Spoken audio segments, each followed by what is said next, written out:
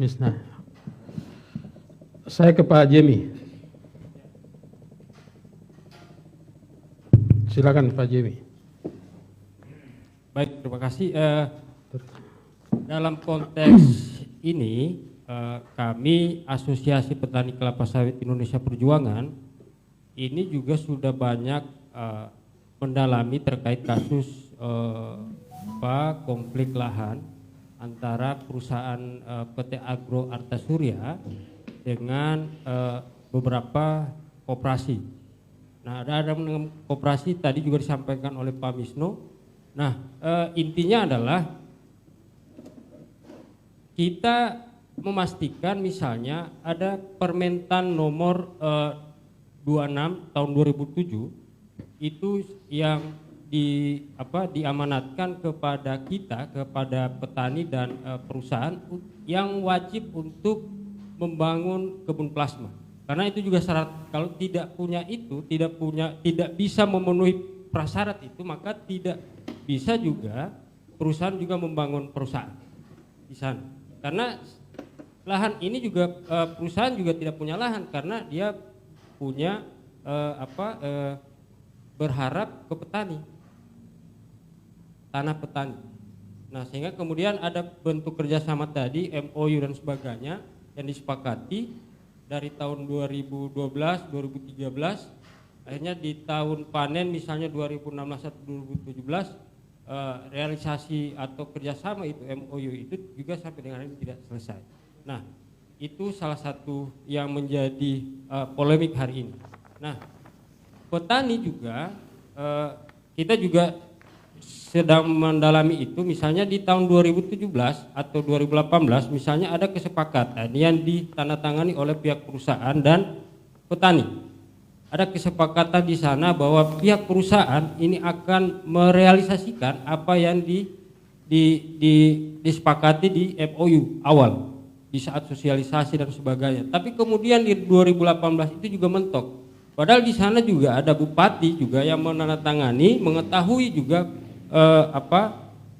perjanjian itu, kesepakatan. Karena dari 2017 dari panen awal itu sampai dengan 2018 itu juga tidak ada realisasi. Lalu mentok 2019 juga teman-teman petani ini juga bertemu dengan pihak perusahaan, bertemu dengan pemerintah, sampai dengan hari ini juga tidak selesai. Ada banyak tuntutan yang disampaikan oleh pihak petani, tapi juga itu sampai dengan hari ini tidak ditindaklanjuti oleh perusahaan. Nah, perusahaan juga telah dilaporkan ke KPPU, Komisi Persaingan Usaha. Itu nanti juga Bang Jufri juga selaku Japesda juga akan mengurai itu poin-poin apa yang direkomendasikan oleh KPPU yang harus ditindaklanjuti oleh perusahaan. Nah, perusahaan itu diwajibkan untuk melaksanakan rekomendasi yang diputuskan oleh KPPU. Nah, yang berikut saya melihat misalnya kenapa kan jadi pertanyaannya adalah kenapa kemudian penyelesaian kasus ini tidak sampai selesai dari 2016 misalnya sampai dengan hari ini. Saya melihat misalnya ada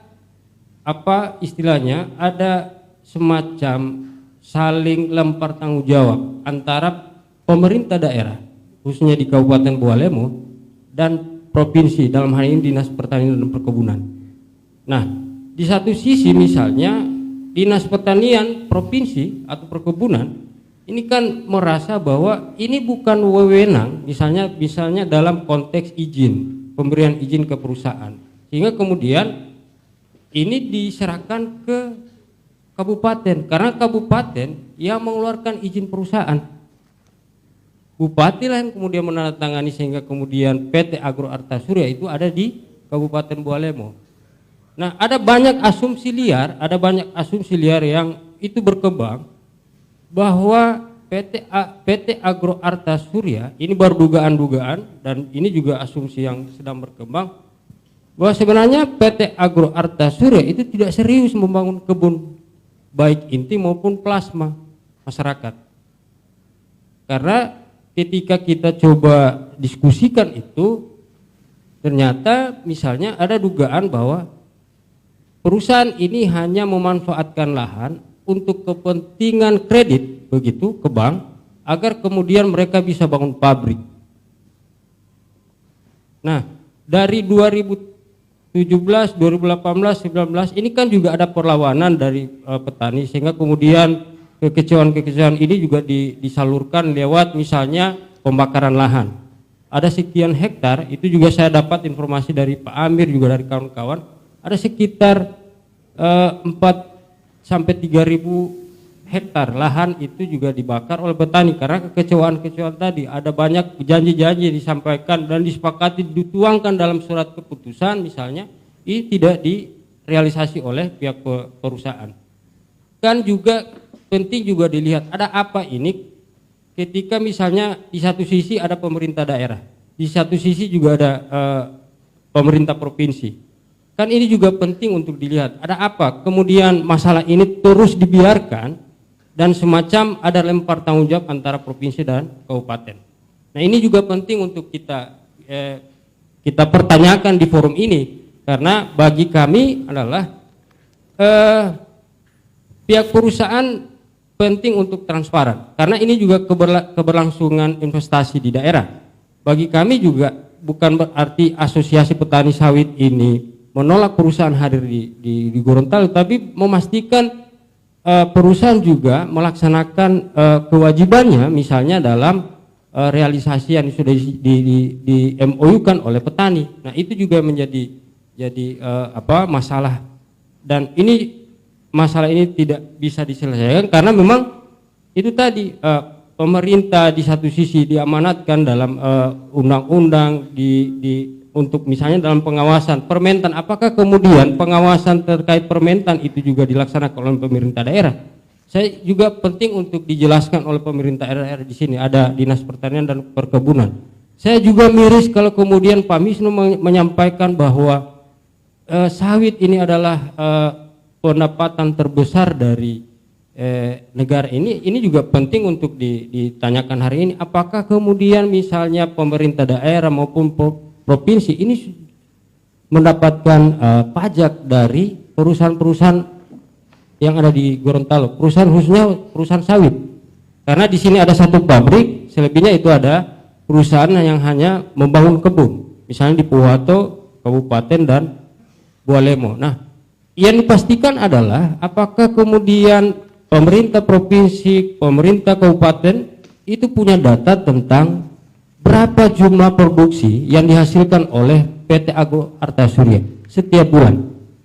Itu juga penting karena bagi kami adalah sebenarnya ini ada di dua lembaga sebenarnya yang penting untuk kita dorong agar kemudian punya peran yang aktif, misalnya dari pihak pemerintah sendiri maupun dari pihak perusahaan. Perusahaan juga harus transparan. Kalau perusahaan transparan, saya yakin juga teman-teman petani ini juga akan ikut aturan yang sudah disepakati bersama. Itu yang saya kira penting dulu di awal ini. Nanti akan diskusi kita akan berkembang selanjutnya. Ya, pendekatan apa yang sudah dilakukan oleh pihak petani ke perusahaan? Baik, dalam konteks ini kita Apkasindo Perjuangan dan beberapa NGO lingkungan ini sedang mendorong agar masalah ini bisa segera diselesaikan. Kita juga misalnya mengundang beberapa rekan dari Japesda juga yang kami juga bagian dari sana. Kemudian ada LBH Makassar, ada Sawit Watch juga konsen terhadap isu ini. Nanti Bang Juf juga akan menjelaskan sejauh mana perkembangan kasus ini yang sedang kita advokasi antara perusahaan dan petani. Nah, sejauh ini kita baru mendorong ada beberapa masalah yang penting kita ungkapkan. Misalnya ada temuan yang sangat itu juga penting untuk diungkapkan di sini adalah ada semacam penggandaan KTP. Jadi petani ini tidak tahu ternyata beberapa KTP petani itu double. Dan mereka merasa bahwa mereka tidak pernah mengurusi 2 KTP, hanya ada 1 KTP. Dan itu juga temuan ombudsman juga, ini juga ada maladministrasi. Saya nggak tahu apakah kemudian Dinas Dukcapil pemerintah Bualemo juga sudah ditetapkan terkait masalah itu. Saya belum tahu perkembangannya, karena intinya rekomendasi ombudsman itu ada maladministrasi terkait itu. Kemudian ada juga pajak NPWP, itu yang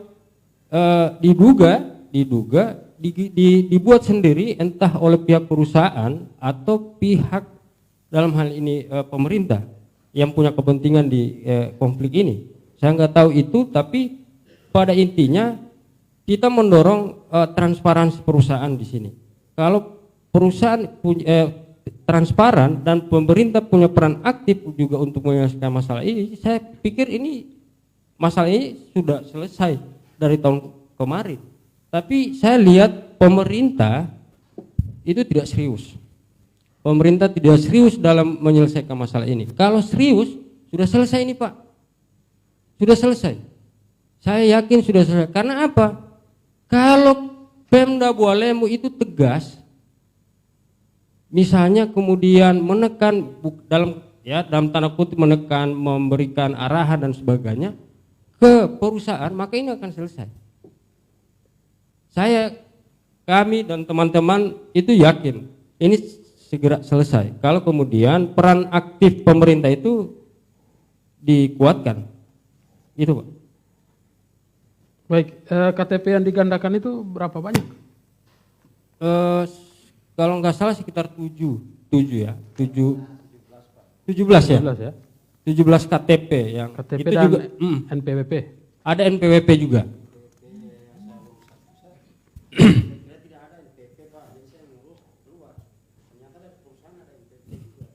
Ya, jadi itu salah satu juga temuan kawan-kawan yang beraliansi di masalah ini dan konsen juga di isu ini, Pak Moderator. Saya kira. Baik.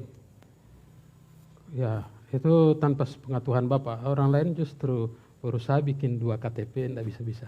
Kita rehat sejenak.